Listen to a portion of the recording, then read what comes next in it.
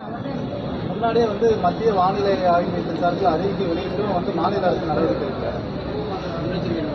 அதே மாதிரி அந்த 4000 கோடி வடிகால் பணிகளையும் சரியாக செய்யல. இல்லை, அதாவது ஒரு தவறான செய்தியை சொல்லிகிட்டே இருக்காங்க. எல்லா முன்னெச்சரிக்கை நடவடிக்கை எடுத்திருக்கு.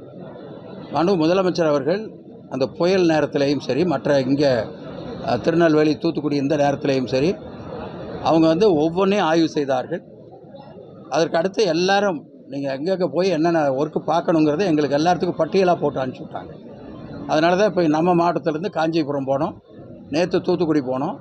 இந்த பணிகள் எல்லாம் நடந்து கொண்டிருக்கிறது. அடுத்தது அந்த வேலைகள் இன்னும் முடியவில்லை என்று சொல்லுவது, அது அவங்க அதை பற்றி சரியாக புரிஞ்சிக்காமல் பண்ணுறாங்க. ஒரு திட்டத்தை துவக்குகிற பொழுது அந்த திட்டம் முழுவதும் முடிவடைந்தால்தான் அது முழுமையாக பயன்பாட்டிற்கு வர முடியும்.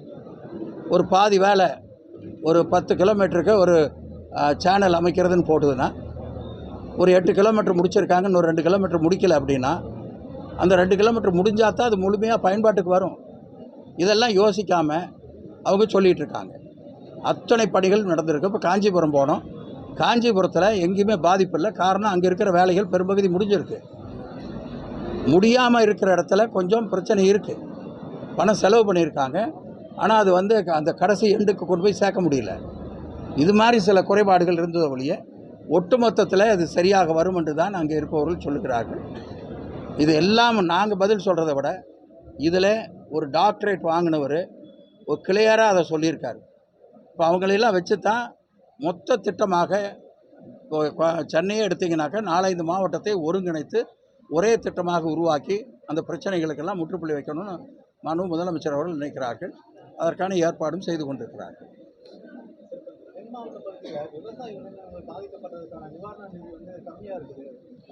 இல்லை, அது அந்த கோரிக்கை முதலமைச்சருடைய கவனத்திற்கு போகிற பொழுது அதன் மீது உரிய நடவடிக்கை அவர்கள் எடுப்பார்கள். தென் மாவட்டத்தில் மழையால் பாதிக்கப்பட்ட மக்களுக்கு மின்சாரம் வழங்கப்படாதது மின்சாரத்துறை தூங்கிக் கொண்டிருக்கிறேன்னு முன்னாள் மின்சாரத்துறை அமைச்சர் தங்கமணி சொல்றாங்க. இல்லை, அதாவது மின்சாரத்தை கொடுத்து ஏதாச்சும் ஒரு ஆபத்தை ஏற்படுத்துச்சுன்னா நிர்வாகம் சரியில்லைங்கிறாங்க. தண்ணி நின்றுதுன்னா அந்த தண்ணியை வடிச்சிட்டு தான் மின்சாரம் கொடுக்கணுங்கிறது அந்த துறையினுடைய சார்பாக இருக்கிற அதிகாரிகள், அங்கே இன்ஜினியர் இருக்கிறாங்க, டெக்னிக்கல் பீப்புள் இருக்காங்க, அவங்க சொல்கிறாங்க. எனவே அதெல்லாம் இப்போ நேற்று கூட நாங்கள் பார்த்தோம். எங்கெங்கெல்லாம் தண்ணி வடிச்சுட்டு முடிஞ்சதோ அந்த இடத்துக்கு மின்சாரம் கொடுத்துருக்காங்க. சில இடத்துல தண்ணி நிற்குது, நம்ம சில இடத்துல அந்த சில இடம் மட்டும் அந்த தண்ணி வடிக்கிறதுக்கான நடவடிக்கை எடுத்துகிட்டு இருக்காங்க. அது முடிஞ்ச உடனே அது கொடுப்பாங்க.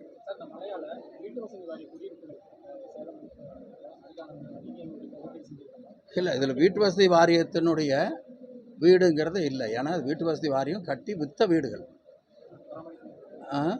பராமரிப்பு நம்மகிட்ட இல்லை. அவங்களே வாங்கினவங்க பராமரிச்சுக்கணும். இருந்தாலும் கூட அவங்களுக்கு என்னென்ன உதவிகள் செய்யணுமோ அதை போய் நாங்கள் செஞ்சுட்டு வந்திருக்கோம்.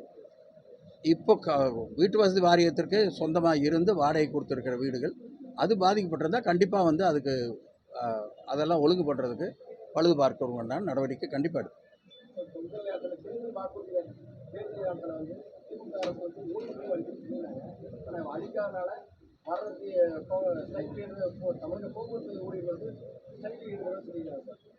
இல்லை, அது போக்குவரத்துறை அமைச்சர் அதை பார்த்துக்கிட்டு இருக்காரு. அது உரிய நடவடிக்கை அவர் எடுப்பார். விளையாட்டுத்துறை அமைச்சர் உதயநிதி ஸ்டாலின் நேற்று செய்தியாளர் சந்திக்கும் போது சொன்ன வார்த்தைகள் சரியானதா அமைச்சர்?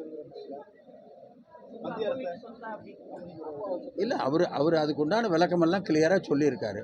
நீங்கள் அதை மறுபடியும் அது வேறு மாதிரி நாங்கள் சொல்லணும்னு நீங்கள் எதிர்பார்க்குறீங்க.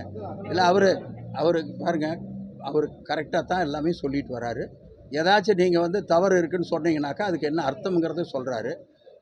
இதை போய் முதல்ல தண்ணி அவ்வளோ நிற்குதே அப்படிங்கிற பிரச்சனையை விட்டுட்டு இவ்வளோ அதை பேசிகிட்டு இருந்தால் எப்படி? மழையால் பாதிக்கப்பட்ட மக்களை சந்திக்காம இந்தியா கூட்டணிக்கு முதல்வர் சென்றது பெரும். அங்கே போயிட்டு அவர் பண்ண முதல் வேலை பிரைம் மினிஸ்டரை பார்த்து எங்களுக்கு ஃபண்டு வேணும், இந்த மாதிரி பாதிக்கப்பட்டிருக்கிறது, இது பேரிடராக அறிவிக்கணும், இதெல்லாம் கேட்டுட்டு வந்திருக்காங்க. அது யாருமே கவனிக்க மாட்டீங்களா? விரைவில் முக்கிய அமைச்சர்கள் சிறைக்கு செல்வாங்க பாஜக மாநில தலைவர் அண்ணாமலை குற்றச்சாட்டு. அவருக்கு சந்தோஷமான விஷயத்தை சொல்லிட்டு இருக்காரு. அதுக்கு நாங்கள் என்ன சொல்றது? செய்திகளை உடனுக்குடன் தெரிந்து கொள்ள உடனே சப்ஸ்கிரைப் பண்ணுங்க.